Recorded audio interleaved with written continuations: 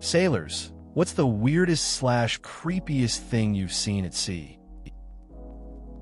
During WW2, my dad, a wireless operator on a minesweeper, passed by a German pilot, waving frantically from his still floating aircraft in the North Atlantic.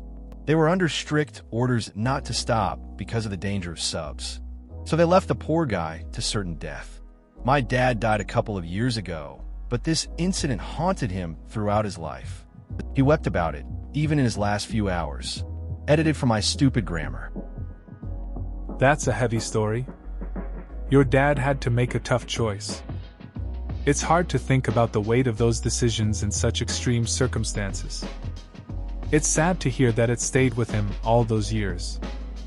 War leaves scars, not just physically but emotionally too. Moments like that can really shape a person for life. It's a reminder of the human side of history. I have family who sailed around the world. One day in the North Atlantic, their sailboat was going over some gigantic swells. They didn't have brakes at the top, so it was safe, but the boat was rising and falling way beyond the neutral. At the bottom of a trough, my uncle looked up to see the sun behind a wave and the silhouette of a whale inside, above him. That's a wild story. I can imagine the feeling when your uncle looked up and saw that.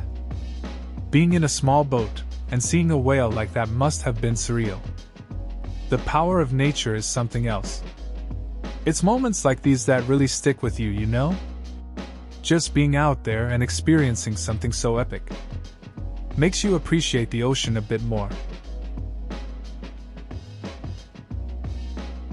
It was a foggy night off the shore of Long Island, and I was on a 75-foot schooner. The fog was so thick that you couldn't see more than 10 feet in front of you. The captain tells me there is no point to continue my watch at the bow of the ship, and I start talking at the stern. About that time, there is thunk on the side of the ship. We both turn to see a figure dressed in black, flowing robes walking towards us on the outside of the ship. The robes were scratching down the outside of the ship. It keeps coming closer and is high enough in the air that the top was about even with our heads. It turns out that it was just a black flag to mark a lobster pot, but for those first few seconds, it was terrifying. LOL. That sounds pretty eerie. I've had a moment like that once. I was camping in the woods, and I heard rustling in the bushes. My mind went wild, thinking it was some creature. Turns out, it was just a raccoon. At first, though, the heart was racing. Just a little relief when I realized it was nothing to worry about. Funny how our minds can jump to conclusions in the dark. Not me, but my father back in his commercial fishing days noticed that there was a T-shirt in the middle of his net after one tow. After a little investigation, he found that it was not a shirt, but a human torso wearing a shirt. He said he was terrified that he would open the net and a head would roll out onto his feet, but it didn't happen. His captain radioed ahead, and they brought the torso back to the docks, where they were met by the police and a coroner. They were eventually able to identify the body, based on the clothing, as a victim of a plane crash that had occurred fairly recently. My dad said he offered a free lobster to the coroner, who graciously accepted it until he found out that it had been found in the net with the body. After that, he got angry and told him to throw it back. That story is pretty wild.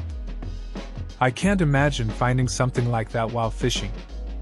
It must have been surreal for your dad, not knowing what was in the net.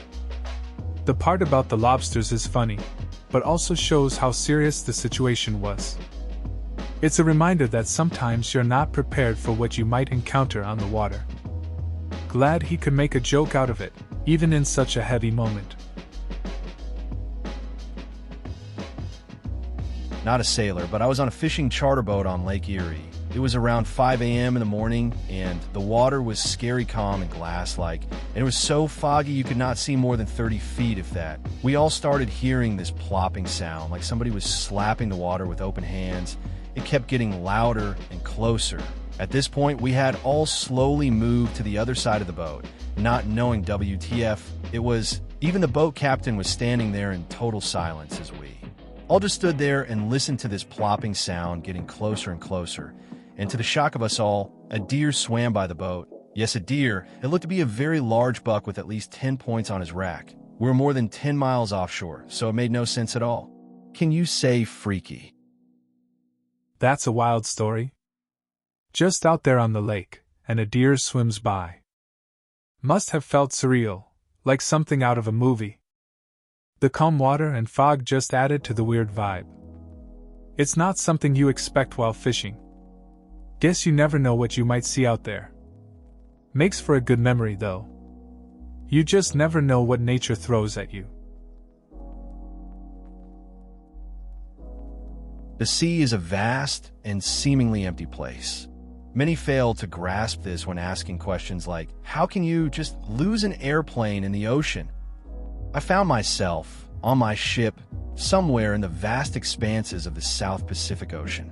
We had been cautiously avoiding big storms which I knew to be all around us, out further than the eye can see. Although our local ocean area was calm and peaceful, I was on watch when I noticed something out there in the distance, bobbing along, that I had never seen before, especially this far from land. As I got closer, I identified what was clearly a makeshift raft, made from lashed-together bamboo, with a snapped mast and an empty cooler moored to the deck. Upon this raft was not a soul. The chances of coming across a raft to begin with are small enough in that part of the ocean. Thinking about the persons who once sailed that raft, why they sailed, and how they met their fate, that was what creeped me out. That sounds like a strange encounter. I've had moments on the water where you just can't shake off the feeling of isolation. Once, on a fishing trip, we found an old, abandoned boat drifting. No one around. Just us and the open sea. We kept wondering who it belonged to and what happened to the crew. Sometimes, the ocean holds more stories than we think, and it can be unsettling to think about them. The stars. When you're 3 days from the nearest land, and it's a clear night, more stars than you could ever imagine, and enough shooting stars to make you run out of wishes. It was also pretty cool being stuck in the Panama Canal with a Los Angeles-class submarine when they had to shut down the locks. Before we knew what was going on, there were helicopters everywhere dropping off Marines to set up around the lock. California to Los Angeles.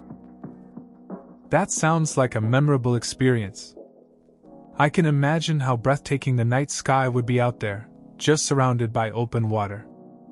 The whole scenario with the submarine and Marines must have added a layer of intensity to the moment. It's those unexpected encounters that really stick with you. Nature and the unpredictability of life can be pretty wild sometimes.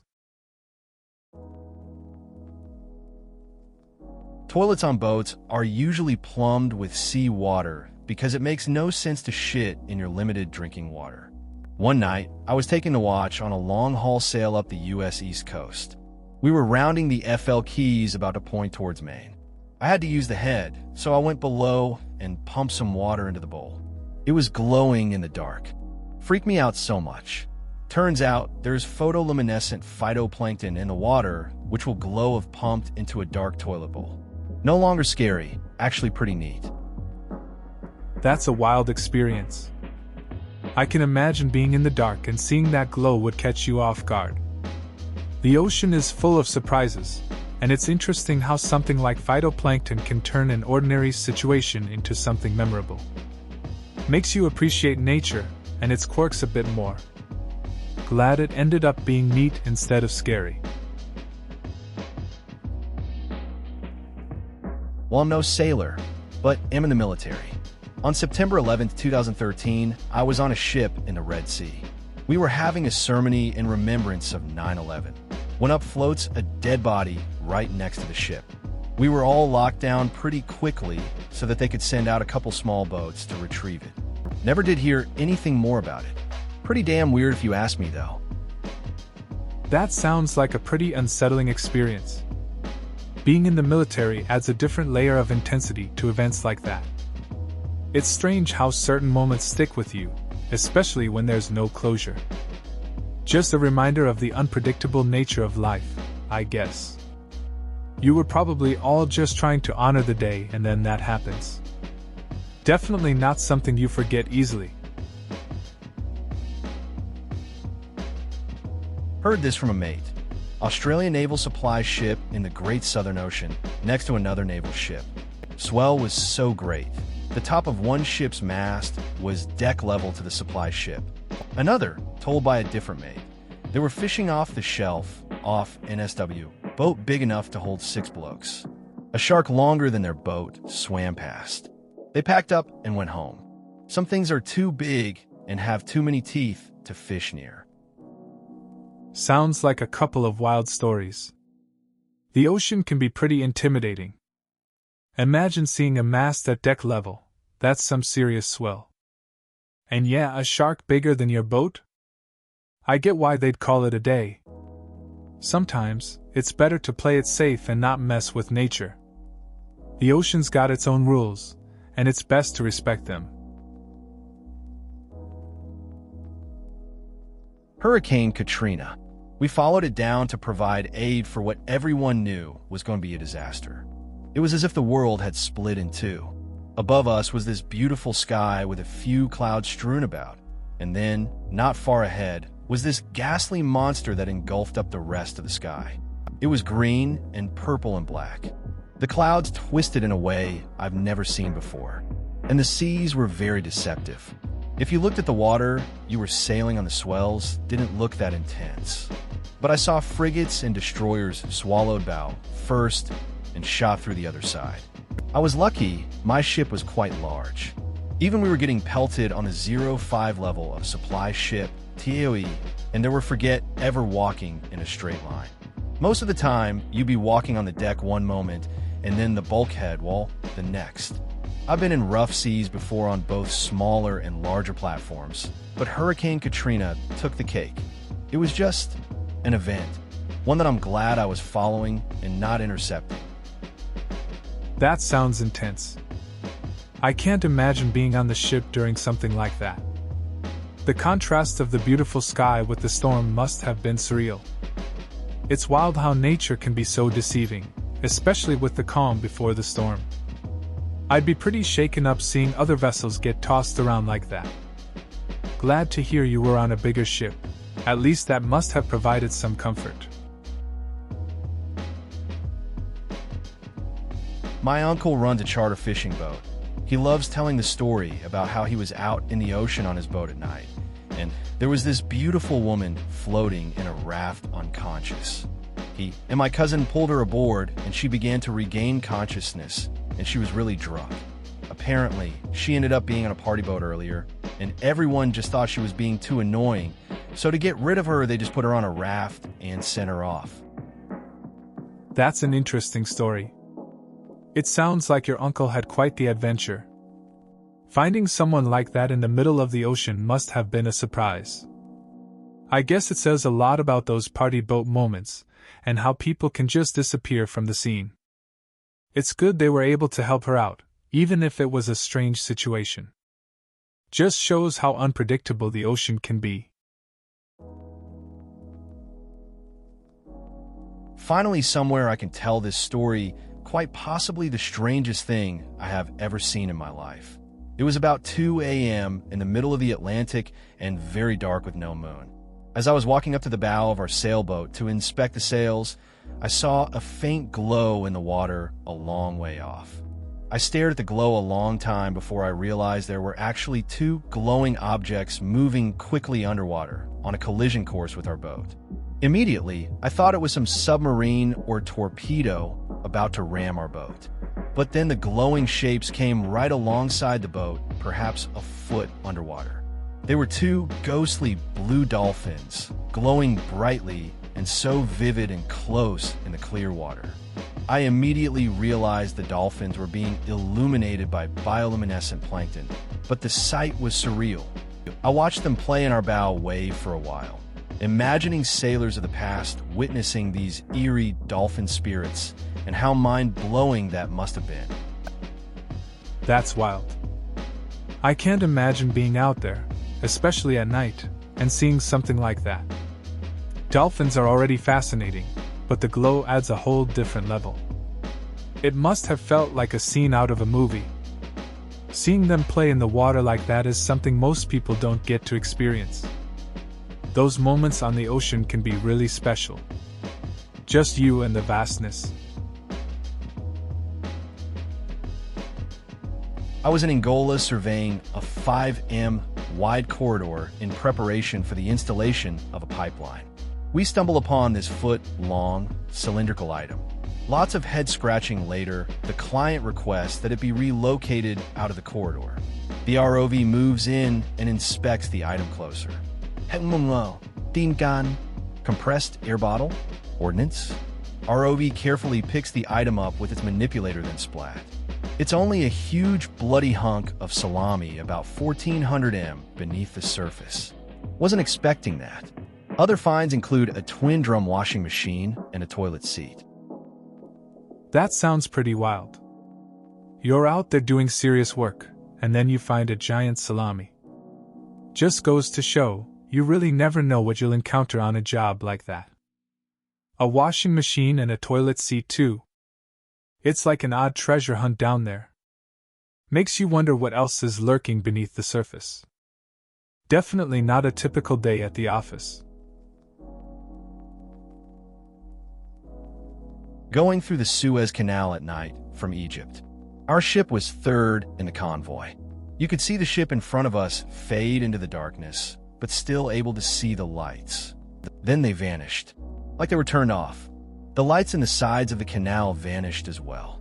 After some time passed, we could see what the fuck happened. We sailed right into a wall of fog so thick I could barely see my hands at the end of my arms. And when I say a wall, I mean it. There was no gradual build. It was not scary, but it felt otherworldly. I felt like on the other end, if that fog would be another time. Like 1948 or something. That night in the Suez Canal sounds surreal. It's wild how quickly you can go from seeing everything to being completely surrounded by fog. It must have felt like stepping into another realm, where time just shifts. I can picture how quiet it would be, just floating in that thick mist, almost like you're in a dream. Moments like that stick with you, feeling both strange and oddly peaceful. While traveling between Key West, Florida, and Norfolk, Virginia, roughly near Miami, our lookout called away a ship at 090. We got on our radar, range of 80 miles, and there wasn't a thing on it. A few of us went up to the crow's nest and used the mounted binoculars to look out there, and a WW2-style battleship could be hazily seen on the horizon. No evidence of it whatsoever would present itself on the radar. Pretty creepy. That sounds pretty wild. A ghost ship kind of vibe. Being out there, just a bunch of guys spotting a battleship that doesn't show up on radar is definitely unsettling. I guess it just adds to the mysteriousness of the ocean. No telling what kind of stories or history a ship like that carries. It's a reminder of how much we don't know about the sea. Not my story, but my dad's. He was in the Navy on an oiler in the first Gulf War.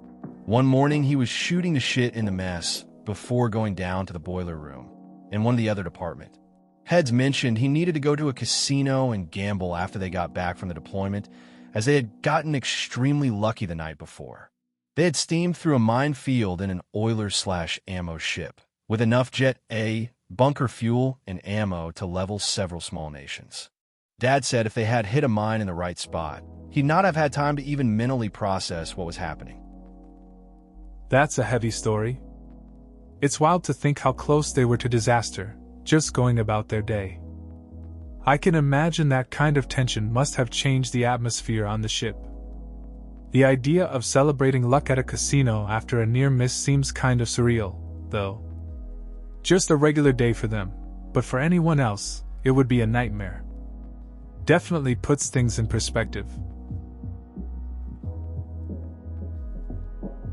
Back in December of 2013, I was in the USCG doing a patrol down by Cuba. We were about 10 m offshore at about 0300. We could see this light in the shape of a cube gyrating and moving erratically. We had some pretty powerful binoculars and were studying it for the better part of an hour. As it is spinning, we could see the reflection of it on the water as well. So it was a mile or so offshore. We continued watching it, and it zipped straight up in the air. We were all pretty freaked out and just stayed silent the rest of our watch. That sounds like a wild experience. Seeing something like that at sea, especially in the middle of the night, would definitely be unsettling. I can imagine the silence among your crew. Just watching something you can't explain would leave you with a lot to think about. Those moments stick with you. I've had my share of odd sightings too, but nothing quite like that. When I was off the coast of Japan in 2007, I watched a whale die. I couldn't tell the gender, but I remember hearing those faint whale cries that you can sometimes hear at night beneath the surface. The moon was full, and I could see it on top of the water, and I saw other whales passing around it. Do whales have funerals? Because it felt like a vigil or saying goodbye.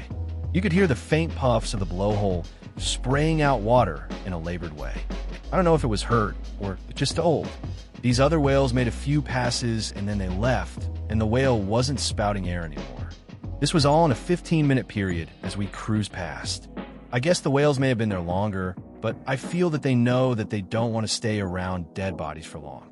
It was haunting and beautiful, and I don't think I had ever cried as much as I had that night.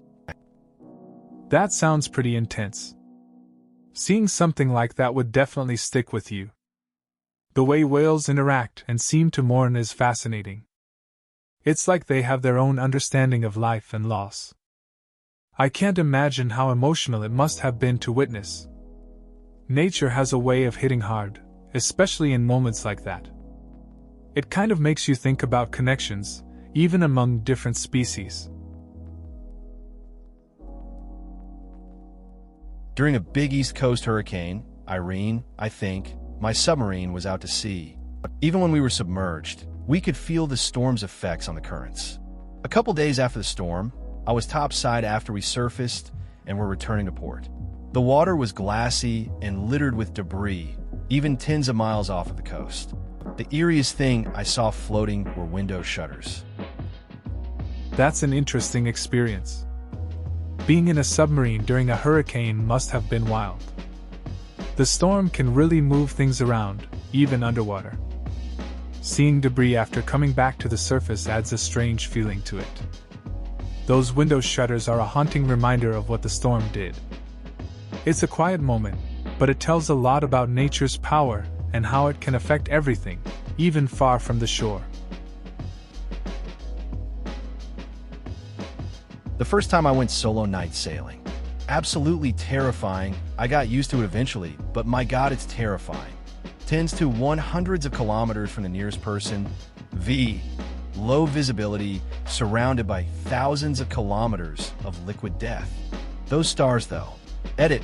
Also had people try to board my boat off the coast of Indonesia, which was pretty scary too. I get that. Night sailing can be so unsettling at first. It's like you're in this vast dark space, and it's just you and the ocean. The stars really do change everything, though. They're calming in a way. That experience with people trying to board must have been really intense. It's one thing to be alone with nature and another to feel threatened by others. Just goes to show how unpredictable things can be out there. We were living from a NOAA research vessel working at Kure in the northwestern Hawaiian Islands. We came across a sailing vessel, the SV Grendel, that had beached itself on the atoll and been washed over the barrier and into the lagoon. It was last seen leaving Fiji with a solo sailor on board and arrived at Kure with books and newspapers still on the tables and everything still in place.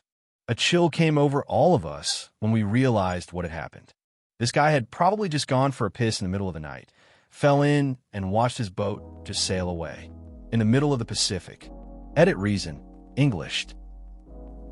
That's a wild story. I can imagine the scene.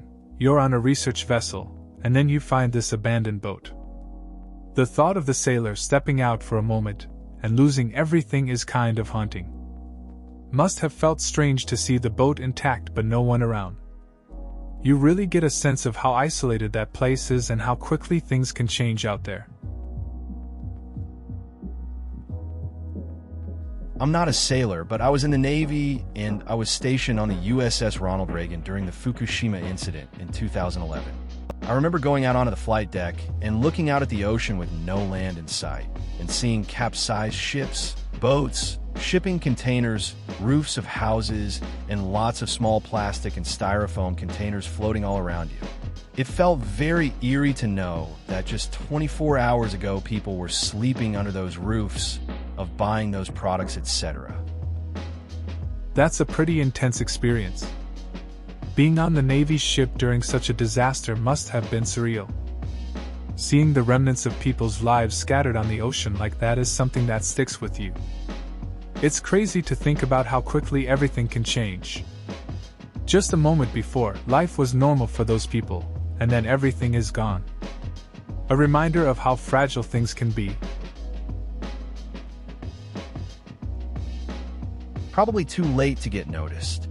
My grandfather was in the Norwegian Merchant Navy during the Second World War. Technically non-combatants, but still dangerous as fuck. This one time, they were sneaking out of a port at midnight that had been closed by the Nazis. They just pointed the ship out to sea in the pitch black and went, no lights, no nothing.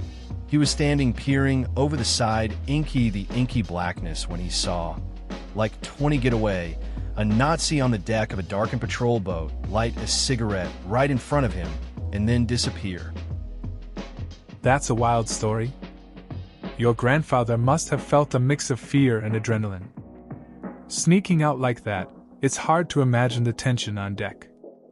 One moment of light in all that darkness could have changed everything. It's crazy how close he was to danger, just by being curious. That kind of courage in the face of such risk is something not everyone has. Definitely a memorable experience for him. Off of California, USA, crossing the Catalina Channel, 1968 or so, in a 22-foot sailboat, under power, in a dead calm, with visibility of maybe 500 feet due to fog. Come upon a World War II-era diesel submarine just sitting there. No one on deck. No external markings. I changed course quickly and disappeared in the fog. Crazy thoughts going through my head. Dropping off spies or drugs, illegal immigrants? That's an interesting encounter. Just a quiet sail and then hitting a submarine is wild. I can picture the fog thick enough that you can't see much, then suddenly a World War II sub shows up. It's one of those moments where you feel the world's bigger than you thought. Definitely makes you wonder what was going on there. Probably better not to stick around and find out. Not me, but my great-great-grandfather was a merchant ship captain. While traveling from the UK to Nova Scotia, he had a dream about a shipwreck, and even dreamt the coordinates and that the first mate had to rescue the sailors from the sinking boat. He insisted his ship change their heading, and his whole crew thought he was crazy, but about a day later, they did in fact come upon a sinking ship. The second mate ended up injuring his hand while lowering the lifeboats, thus forcing the first mate to be the one to go and rescue the sailors. He ended up being gifted a pocket watch by the UK government, as the other ship had been UK-based. That's an interesting story. Your great-great-grandfather sounds like a good captain. It's wild how he had that dream and convinced his crew to change direction. I guess that instinct paid off in the end. The pocket watch from the UK government must have been a nice recognition for the first mate too. Not every day you get to save lives like that. Pretty cool family history. U.S. Navy, USS Nimitz. We were doing workups in preparation for a cruise. Mostly flight quals for the air wing. I was night check and liked to start my day with a sunset workout. Saw some of my shop guys looking excited and making a line towards the deck.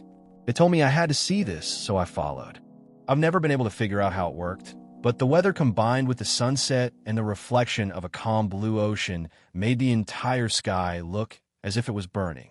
Almost everyone on board was silently staring in awe. Even though I knew it was an optical trick, My mind was screaming at me to run from the flames. From horizon to horizon, in 360 degrees, we had been swallowed by fire. It ended in an instant, and everything returned to normal. All the sounds of daily life on the boat returned. From that moment on, I've understood why people believed that the gods demanded blood sacrifice. That sounds intense. I've had moments on the water where the sky just lights up in weird ways. You think you're seeing something wild, but it's just the atmosphere messing with your head. It definitely makes you feel small and kind of makes you reflect on things. Nature has a way of pulling you in and making you think, even if it lasts only a moment and then it's gone. I was standing lookout watch on our way on my way from the Philippines to Hawaii. It was January 2012. It was around midnight and cloudy, which makes it harder to see. Long story short, we nearly hit a wooden pier about 70 to 100 feet long, just out there floating. It was most likely from the tsunami in Japan. That's a wild experience. Being out in the ocean at night can be pretty eerie, and hitting something like that would be scary. It's crazy how nature can leave debris like that floating around. I can imagine the feelings of confusion and adrenaline when you're trying to navigate. Glad you were able to avoid it. On a U.S. Navy aircraft carrier around 2001, a sailor jumped overboard, and man overboard was called, and search and rescue sent out a helicopter. They found him, and when the divers lowered the rescue pallet and tried to pull him out of the water, he punched the diver in the face and wrestled free, turned his legs straight up into the air, and swam straight down into the dark Pacific Ocean. He obviously wanted to commit suicide. He was never found. That's a pretty intense situation. It's hard to think about someone feeling so lost that they choose to do that. A rescue attempt turning into something like that shows how unpredictable life can be. You think you're helping someone, and then they just disappear. It's a reminder that there are deeper issues people face. It gets you thinking about the struggles others might be going through, even when everything seems okay. I was flying a helicopter off of an aircraft carrier in the middle of the Pacific. We were slowing down and descending to come to a hover over a random spot of water. When we got down to about 80 feet and maybe 20 knots, a giant manta ray, almost as wide as our 50-foot rotor, leapt out of the water ahead of us and did a full somersault. It's definitely the coolest thing I've ever seen while flying, and possibly ever. We broke off the approach and followed the ray for a while. We saw it flip 2 more times. Side note, on the same flight, we flew through a water spout out of boredom. It was a hold my beer moment, but turned out to be anticlimactic. That sounds pretty wild. It's not every day you see a manta ray doing flips like that. I can imagine the mix of excitement and surprise in that moment. And flying through a water spout? That's a bold choice.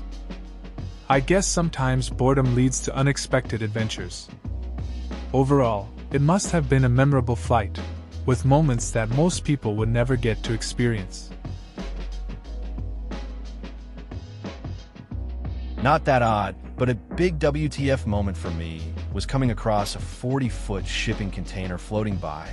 Dad told me it is not a strange sight, but it was bizarre to me. Sailing offshore along Sydney's coast, you see so many sharks.